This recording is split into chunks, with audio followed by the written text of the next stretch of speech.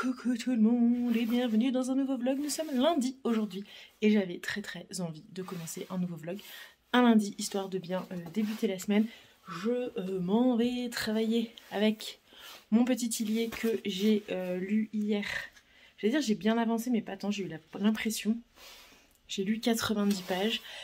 Très addictif comme d'hab. Je pense que j'ai beaucoup aimé celui-ci même si je vous en reparlerai. Il est question d'enlèvement d'enfants et forcément quand il est question d'enfants, d'un coup quand on est mère, les histoires comme ça un petit peu trash autour de l'enfance ont une toute autre portée et du coup hier soir quand même j'ai eu des moments de un petit peu compliqués, mais bon, ça reste du Franck Tillier et ça reste du très bon Franck Tillier. Voilà, sur ces mots je vous laisse et je vous reprends plus tard et je vous souhaite la bonne journée. Et coucou tout le monde, nous sommes toujours lundi. Je suis rentrée chez moi ce midi, je viens d'arriver à l'instant. J'espère que vous ne serez pas gênés parce que j'ai mon voisin qui écoute la musique. Non, ça va, c'est vraiment un tout petit fond sonore. J'espère que vous allez bien. Du coup moi je suis rentrée ce midi à la maison parce que j'avais envie de me poser chez moi ce midi tout simplement, de prendre un peu plus le temps et parce que j'ai des photos Instagram aussi à faire et que je voulais profiter de la luminosité de cette pause déj pour les faire, puisque clairement quand je rentre chez moi le soir il est 17h passé et la luminosité c'est pas ça du tout et l'autre solution c'est de faire ça le week-end.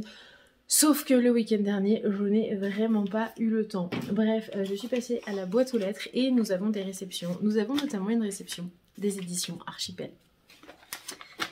Et j'ose espérer, parce que je crois que c'est ce que c'est, enfin que c'est ça, qu'il s'agit du nouveau Duchamp.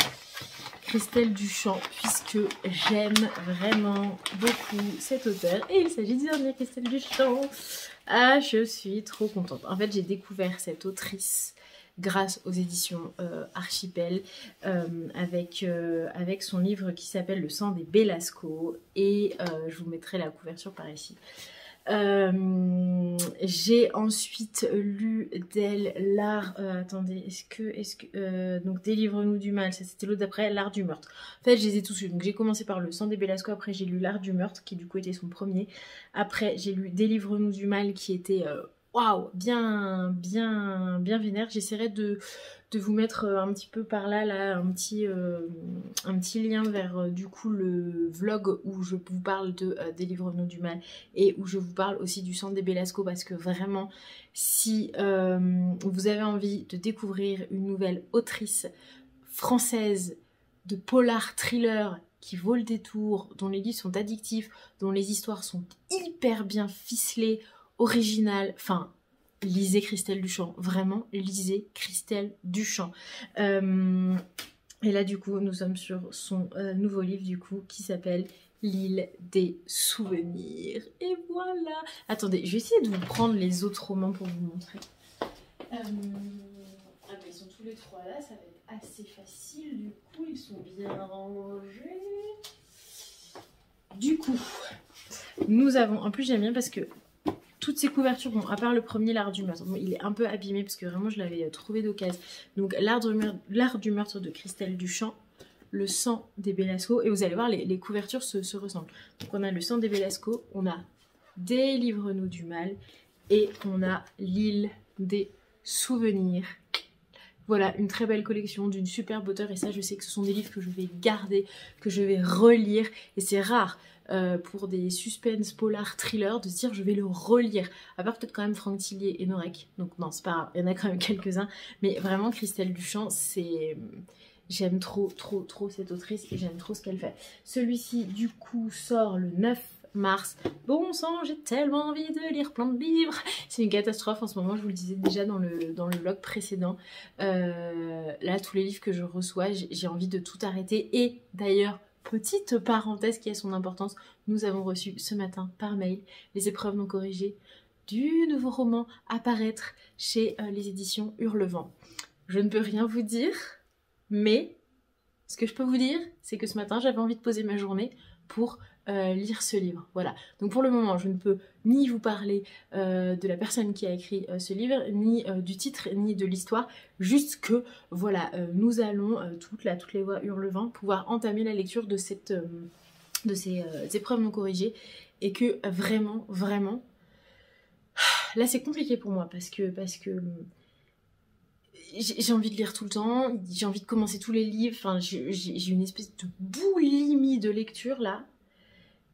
C'est un peu la folie, donc faut que je me contrôle. J'ai l'impression d'être une camée là sous cocaïne et qui a besoin de sa dose. Bref, allez, on repart sur ce qui nous intéresse, à savoir le nouveau Christelle Duchamp. Je vous lis le résumé.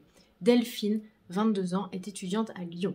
Issue d'une famille bourgeoise, elle tente de s'affranchir de son éducation en écumant bars et boîtes de nuit. Au cours d'une soirée, elle suit une ombre mystérieuse jusqu'à sa voiture. Quand elle se réveille dans une maison abandonnée, elle est menottée à un radiateur, bientôt rejointe par une autre prisonnière.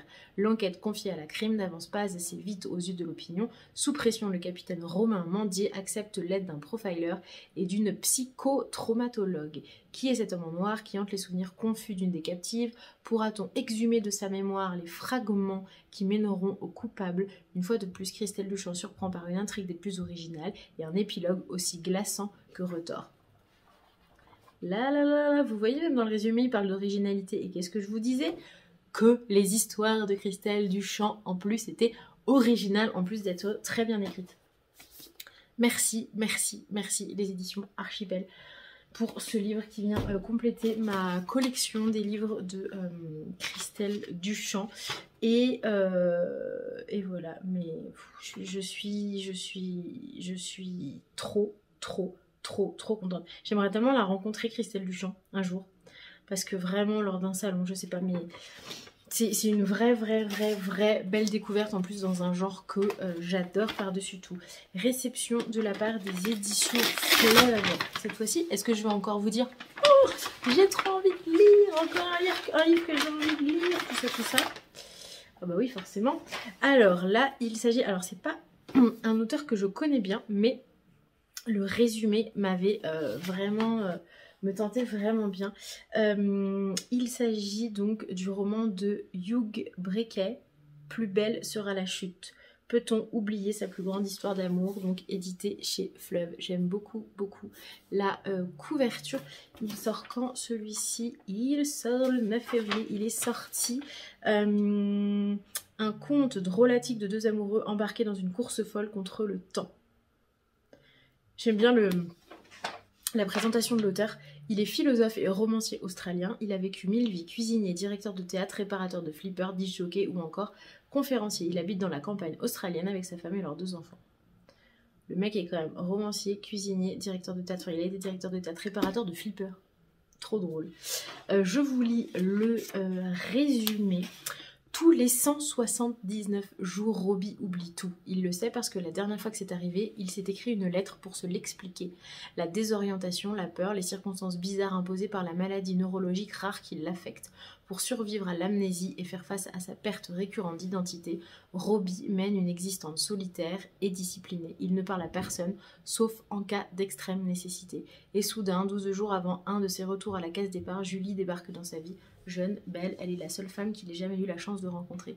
Un charme inattendu opère entre eux. Déstabilisé, Robbie se met à éprouver des sentiments qui lui étaient inconnus jusqu'alors, ou du moins le croit-il. Ouais, franchement, le résumé me tentait vraiment beaucoup. Donc encore un livre que j'ai envie de lire tout de suite. Et dernière réception de la part des éditions Erol cette fois-ci. Ah, je sais ce que c'est! Et là, pareil, je suis vraiment trop contente. Oui, je vous en avais déjà parlé. Attendez, je vais sortir le premier livre de cette collection. Il est là. Dans la bibliothèque est bien rangée, je trouve tous les livres du premier coup. Je ne sais pas si vous vous souvenez, je vous avais parlé, je vais éternuer, encore une fois. On m'a dit que les allergies étaient un peu de retour là. Ouh, c'est bon.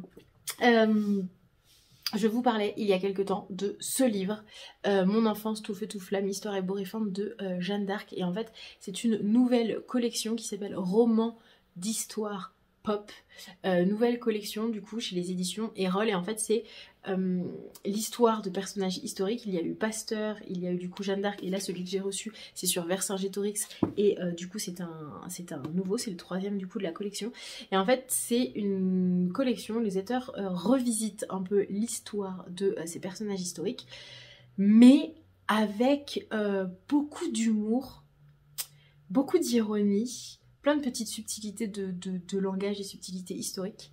Et vraiment, j'avais beaucoup apprécié cette lecture, je l'avais adorée. Et je trouve ça hyper sympa. C'est voilà, c'est un point de vue, c'est un regard sur une partie de l'histoire de ces personnages, donc là Jeanne d'Arc. Mais pour autant, les noms évoqués de l'entourage, là par exemple de Jeanne d'Arc, c'est véridique. La chronologie aussi de l'histoire est véridique. Enfin, vraiment, c'est pas complètement inventé. C'est plus le style et la façon dont on raconte qui est plutôt humoristique, drôle, qui fait que ça rend accessible du coup ce côté un peu historique qui parfois peut être un peu pompeux quand on lit voilà, des romans historiques ou même des biographies, des autobiographies, etc., où il y a plein de dates, plein de faits. Voilà, et du coup là vraiment c'est une approche plutôt originale que j'avais vraiment appréciée. Et là du coup il renouvelle avec Vercingétorix, sans peur et sans moustache. En plus je trouve que les titres sont drôles. Franchement, mon enfance tout feu tout flamme, quand on sait comment a terminé Jeanne d'Arc, fallait oser. Et là, trop drôle, sans peur et sans moustache, histoire ébouriffante de Vercingétorix. Merci. Et celui-ci sort le 2 mars. Donc écrit par Juliette Lécureuil. Je vous lis, et c'est son premier roman en plus, je vous lis le résumé. À 30 ans, Vercingétorix a tout pour être heureux, une santé de fer, une amoureuse ravissante et un corps de rêve qui l'entretient en buvant des jus détox. Mais les ambitions de Jules César le poussent à se challenger. Convaincu que le Romain peut être aplati, Vercingétorix décide de s'imposer et prend la tête d'une armée de 100 000 hommes. Pas de moustache ni de cervoise, un management bienveillant et des exercices de pleine conscience. Les méthodes modernes de Vercingétorix ne sont pas du goût de tous et le jeune prince devra composer avec une adversité qu'il ne soupçonne pas. Le charisme de Vercingétorix, son savoir-faire militaire, et la manière dont César est parvenu à le vaincre intrigue toujours les historiens. Humoristique et inédit, ce roman se propose de combler les blancs de la grande histoire en transportant le lecteur dans un monde bien réel, celui de la guerre des Gaules et des espions de Jules César. Et j'aimais beaucoup Alors déjà, j'aime beaucoup la façon dont sont édités ces livres. Et moi, je suis une grande adepte comme ça des pages colorées. Voilà. Donc franchement, si vous avez envie de découvrir ces petites choses, n'hésitez pas parce que franchement, c'est hyper sympa. Et je vous en redis vite des nouvelles. Voilà pour les réceptions. C'est une semaine qui commence vraiment bien. Et je voulais rapidement, parce que je vous ai pris comme ça en passage éclair ce matin, avant de partir bosser, Franck Sillier, La Chambre des Morts, tellement addictif, tellement aussi un peu un tantinet gore, avec le petit marque-page réalisé par Manon, les lectures de Manon, qui me l'a du coup offert dans un précédent colis que nous nous sommes envoyés. J'en suis page 96, j'ai lu 13 chapitres.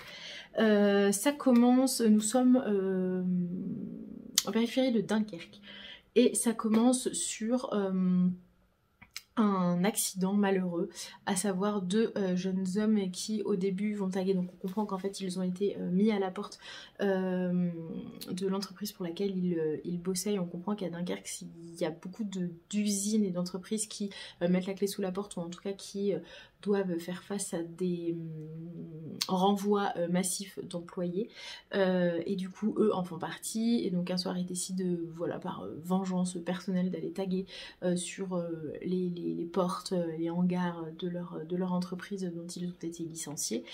Et en fait ce qu'il se passe, c'est qu'en repartant, il y a l'un des deux, donc il y a Sylvain et Vigo, voilà. Et il y en a l'un des deux, je sais plus lequel, qui dit oh, allez, avant de rentrer à la maison, on va se faire un petit shot. Alors ils indiquent un endroit, je sais plus où. Enfin bref, en gros quand ils parlent de shot, c'est prendre la voiture, prendre une énorme ligne droite, la voiture, phare éteint, et de foncer dans la nuit le plus vite possible. Voilà. Donc du coup c'est ce qu'ils font. Vigo paraît sur un 160 km/h, ils éteignent les phares, ils tracent et là ils percutent quelqu'un, quelque chose. Bon, c'est plutôt quelqu'un en l'occurrence. Et c'est vraiment au tout début, hein, je ne spoile rien, c'est vraiment l'introduction de l'histoire. Et donc du coup ils percutent un homme. Donc autant vous dire que l'homme est mort sur le coup, mais à proximité du corps, il trouve un sac dans lequel il y a des coupures de billets de 100 €, il y en a pour des millions. Et du coup, ils décident tout simplement, donc comme ils ont été licenciés, qu'ils sont en recherche de boulot, c'est un peu la galère financièrement, ils trouvent un sac et ils se disent, ben en fait on va pouvoir vivre quelques années tranquille sans travailler. Bon, un corps est mort, mais bon, oh, n'appelons pas la police parce que si on les appelle, clairement on était en train de foncer sur une route, phare éteint, on percute quelqu'un, on le tue, enfin même si c'était accidentel, bref on a quand même tué quelqu'un et on n'a pas envie de se retrouver en tôle. Donc on met le corps dans le coffre, on efface un peu les empreintes, etc. On prend les bifetons, on largue le corps du coup comme on peut, et voilà, et on dit rien à personne, et voilà. Mais c'est sans compter sur l'intervention de la police qui du coup là est en train de remonter un petit peu et de reconstituer un peu tout ce qui a pu se passer. Et en parallèle du coup de cet accident de voiture, nous suivons dès le premier chapitre le parcours d'une petite fille. On comprend qu'elle a été kidnappée par quelqu'un qu'elle qualifie de monstre et qu'elle est retenue dans un endroit, la description c'est au secours, un truc humide, sale, où il y a des insectes qui grouillent, où elle baigne dans sa pisse, et à la fois on sent qu'elle est blessée. Elle dit qu'elle a la gorge quand elle avale, qui lui fait extrêmement mal. Elle a envie de boire, mais l'eau est croupie. Enfin, faut vraiment imaginer un truc, mais l'enfer, vraiment l'enfer.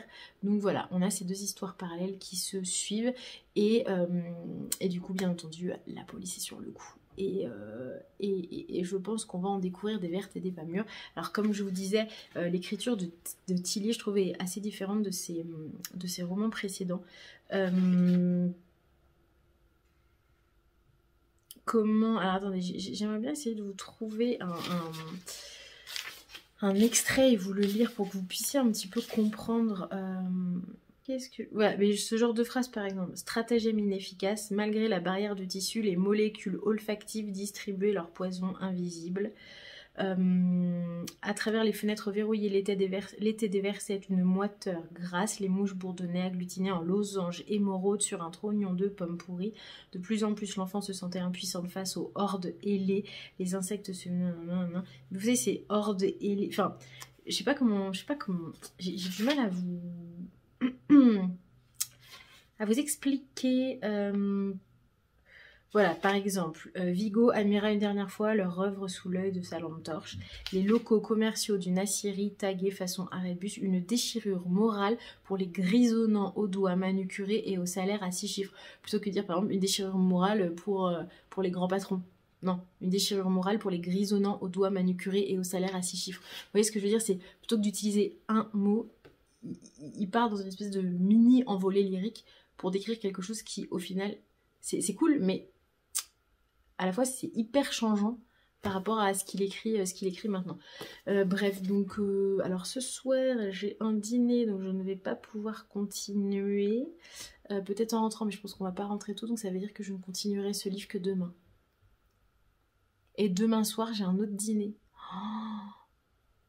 Demain midi je vais pas avoir le choix parce que clairement je ne vais pas rester quasi 2 jours sans lire. C'est-à-dire que ça ne résout absolument pas le problème que j'évoquais avec vous tout à l'heure. Bon, allez, je vous laisse parce que nous avons 19 minutes de vidéo, c'est-à-dire que l'autre est absente pendant 15 plombs, après elle reprend une vidéo par tous les 15 jours, puis une vidéo par semaine, et au final ça va se transformer en une vidéo de 2 heures par semaine. Enfin bref, à un moment il faut trouver une espèce de petit équilibre. Bref, allez, je vous laisse là-dessus et je vous reprends plus tard dans tous les cas.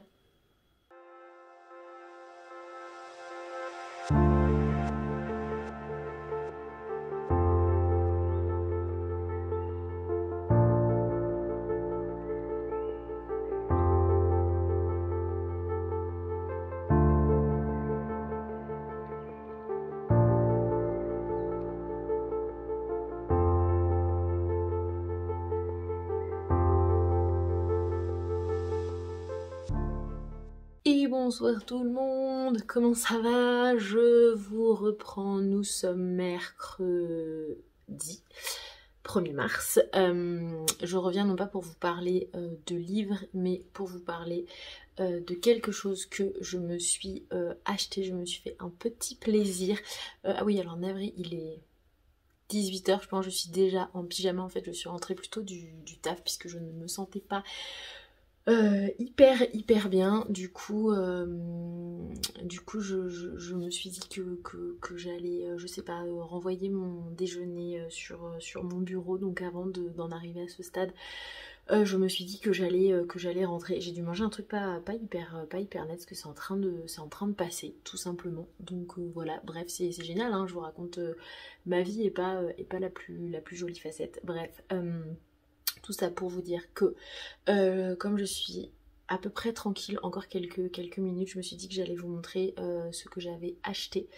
En fait j'ai un peu craqué, c'est pas un achat conséquent ni trop cher, mais potentiellement c'est un achat un peu compulsif, motivé par une espèce d'envie soudaine de quelque chose que je vais peut-être commencer et délaisser dans un coin. C'est fort probable me connaissant, mais je me dis aussi que c'est quelque chose que je vais pouvoir faire avec mon petit chat de 3 ans, et je pense qu'il va prendre beaucoup de plaisir à m'aider à le faire. Et voilà ce sur quoi j'ai complètement craqué, un puzzle. Alors dites-moi en commentaire, parce qu'on en parlait avec mes collègues aujourd'hui, il y a la team puzzle, il y a la team puzzle et il y a la team pulse. Dites-moi si vous êtes plutôt pulse, puzzle ou pulse. Qu'est-ce que j'ai dit? Pulse, puzzle, pulse. Bref, moi je sais pas, je dis puzzle, mais apparemment il y a plusieurs prononciations. Bref, je l'ai acheté sur rue des puzzles. Du coup je sais plus ce que je dis, j'ai acheté un puzzle. J'ai acheté un puzzle, oui je dis puzzle. Ah, elles m'ont complètement mis la tête à l'envers avec cette histoire de puzzle. Vous avez le reflet de la lumière dedans. Je vais vous le mettre comme ça. Je le trouve vraiment très joli, et bien entendu nous sommes sur des thématiques que j'aime beaucoup, à savoir les livres, à savoir la cafetière italienne, à savoir qu'est-ce qu'on a d'autre dessus. On a tout plein de végétaux, nous avons des cassettes vintage juste ici, nous avons un téléphone rose très vintage. Qu'est-ce qu'on a d'autre? Cette lectrice avec sa petite tasse qui lit Madame Bovary, qui a l'air de porter des chaussettes vraiment très chaudes. Enfin, on est vraiment sur voilà, une thématique que j'aime bien, une thématique plutôt cool, et je trouve plutôt chouette. Et je voulais quelque chose d'assez coloré et d'assez fun, me disant que en voyant cette image, mon petit chat sûrement se dirait « Oh mais trop bien, je veux le faire avec toi ». Je ne l'ai pas encore ouvert, je ne me rends absolument pas compte de ce que peut donner un puzzle de 1000 pièces. Je vais voir tout de suite. Donc je l'ai acheté, comme je vous le disais, rue des puzzles. Il était en promo, je crois qu'il était à 8 balles et quelques. Donc vraiment une affaire. Après à voir, parce qu'en fonction des marques, je sais que la qualité des pièces est pas la même. Alors moi c'est absolument pas pour l'afficher ni rien, c'est juste pour me faire plaisir. Et sûrement qu'après, une fois qu'il sera fait, je le revendrai, je le donnerai, enfin voilà, hein. Alors ça dit quoi? Ah, ça a l'air pas mal. On n'est pas sur un gros sachet. Et je vais regarder un peu, excusez-moi pour le bruit. Comment sont les pièces? Elles sont pas mal, elles sont assez épaisses. Bon, vous ne vous en rendrez absolument pas compte. Les finitions n'ont pas l'air...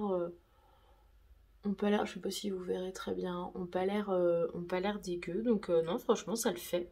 À voir en termes de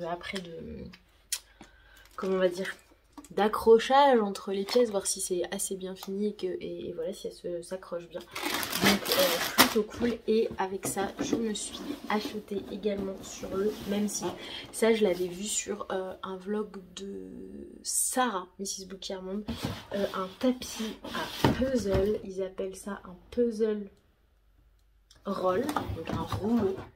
Et je pense que clairement ça va être hyper pratique parce que je me souviens dans mon enfance, quand je faisais des puzzles vraiment très gros, mon père me trouvait toujours un grand calendrier, vous savez les gros calendriers en carton qui sont distribués gratuitement.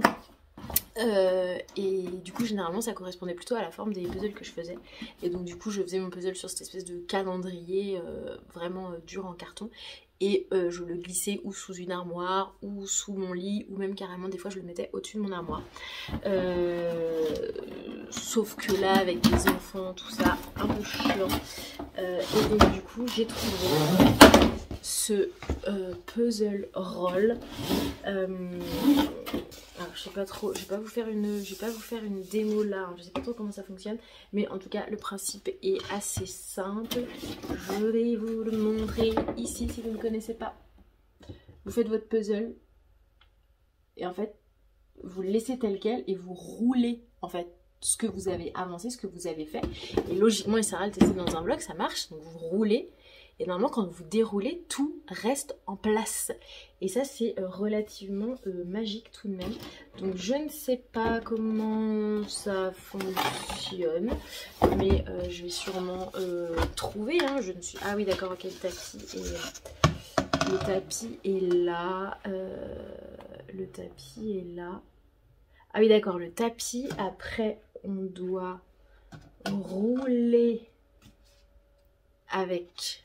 ça, parce que c'est la même largeur que ça, on doit rouler du coup le tapis autour de ça, on crochette et après on le range dans ce tube. Donc vraiment, c'est ça hein? Est-ce que c'est ça? Ah non, on le... Non, ça peut pas être ça. Ou autour de ça?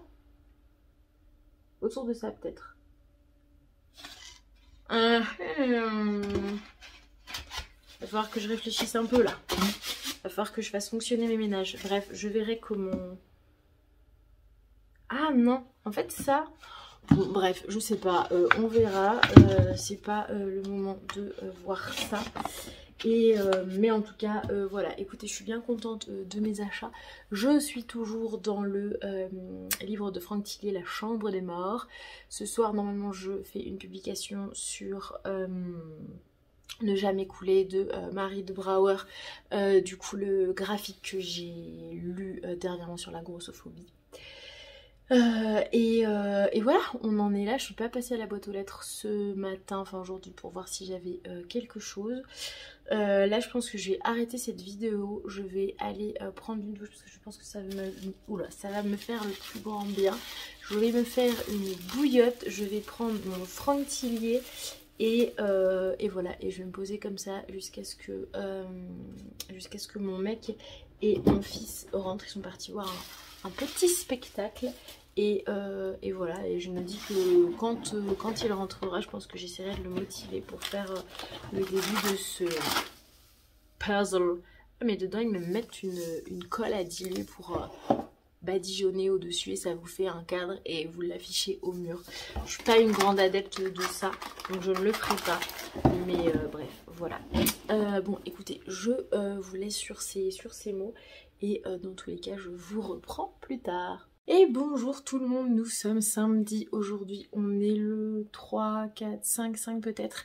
J'espère que vous allez bien, je vous reprends pour clôturer ce vlog pour du coup pouvoir terminer le montage aujourd'hui et vous programmer la vidéo pour demain matin dimanche. Je reviens avec un livre terminé pour clôturer ce vlog qui est du coup La Chambre des Morts de Franck Tillier. J'ai pas vérifié de quand il le datait. Mais je pense qu'il ne date pas d'hier, mais de bien plus longtemps. Attendez, je vais peut-être regarder du coup. Juste l'année d'édition en fait du livre de poche en toute simplicité. Du coup, je disais que je pensais que j'aurais le droit à une sieste, mais pas du tout. Février 2021.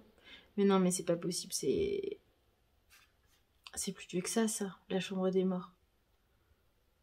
J'ai un vrai doute du coup. Bref, c'est pas grave. Toujours est-il qu'on est sur un Tillier. Ça ne sera pas mon préféré. Je le classe pas dans mon top 3 en même temps. Oula. En même temps, il y a tellement de... bonjour. Il y a tellement de Franck Tillier que c'est pas forcément évident de les classer, mais voilà, dans tous les cas, je suis sûre qu'il sera pas dans mon top 3 celui-là. Toujours est-il que j'ai passé un très bon moment. C'est du Tillier, c'est toujours comme d'hab hyper addictif, pardon. On est sur, alors bien entendu j'ai pas envie de vous en dévoiler plus, et puis en plus je vais vous donner un petit peu un résumé du début de ce livre en début de vlog, où il s'agit d'une histoire qui se déroule à Dunkerque autour du passé minier, et nous avons deux personnes, deux hommes qui ont été licenciés économiquement, qui ont un peu la rage, qui cherchent du travail, et qui un soir décident d'aller taguer l'entreprise qui les a licenciés, et décident de s'amuser sur une grande ligne droite près d'usine de Dunkerque, et leur jeu, on va dire, leur petit kiff, c'est de rouler phare éteint sur une grande ligne droite et d'aller à une vitesse vraiment très rapide. Et il se trouve que malheureusement en faisant cela, il percute quelqu'un qui décède sur le coup, et à côté de ce corps il y a un sac rempli de billets, il y a à peu près 2 millions d'euros je crois, et voilà, donc il décide en fait de se débarrasser du corps et de garder les 2 millions, de se les partager en deux, voilà. Et à côté de cela, du coup, on va suivre une affaire de kidnapping d'enfants, et les thématiques autour de ça vont tourner autour des univers de la taxidermie, l'anatomie, il y a un peu, je sais pas si vous connaissez, alors je vous mettrai pas d'image parce que c'est assez trash, je vous avoue, mais ce sont comment on appelle ça, les écorchés de Fragonard. C'est autour de cette thématique aussi. Si vous ne connaissez pas les écorchés de Fragonard, alors il ne s'agit pas du 1, 2, 3, 4, il ne s'agit pas du peintre Fragonard, mais de son frère qui était anatomiste. Alors j'ai plus les prénoms en tête, navré, mais il ne s'agit pas du peintre, mais du frère qui était anatomiste, et qui du coup s'amusait à prendre des corps, des animaux qui venaient de mourir, à leur enlever toute leur substance liquide, on va dire, à savoir le sang notamment, et à jouer avec les nerfs de ces... Donc en fait, il les dépeçait, il enlevait la peau, etc. Il les vidait du sang pour avoir vraiment juste la mécanique, on va dire, qui reste...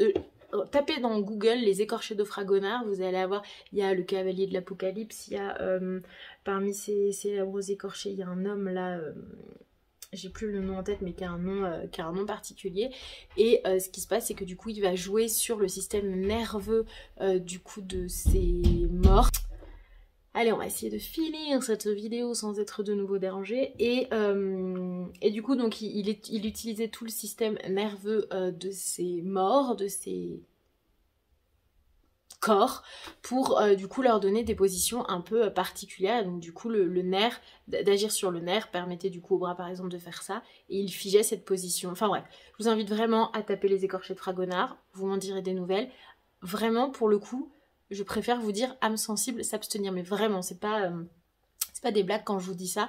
C'est pour ça que je ne vous mets pas de photos ici, parce que je sais que ça peut être assez choquant. Et il y a un musée à Paris, d'ailleurs je vais bientôt à Paris, j'aimerais vraiment y aller pour voir ça, qui expose une partie des écorchés de Fragonard justement, et de toutes ces études anatomiques. Voilà, donc on tourne autour de ces thématiques, donc quelque chose d'assez trash qui en plus est appliqué aux enfants.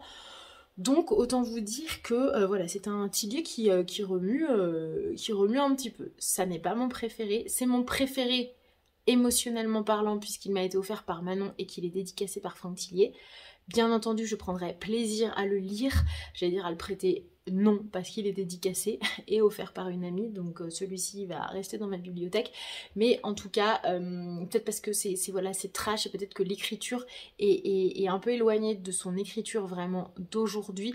Mais voilà, franchement, ça reste un excellent Tillier. Et du coup, j'ai enchaîné avec... J'avais un peu besoin de changer d'univers avec celui-ci, qui est du coup Recherche Gentleman Fortuné de Sophie Irwin, guide à l'usage des jeunes filles, édité chez Calman Levy, qui est sorti ce mois-ci du coup en février. J'ai lu 2 pages et rien que les 2 pages, elles ont filé à une vitesse de dingue.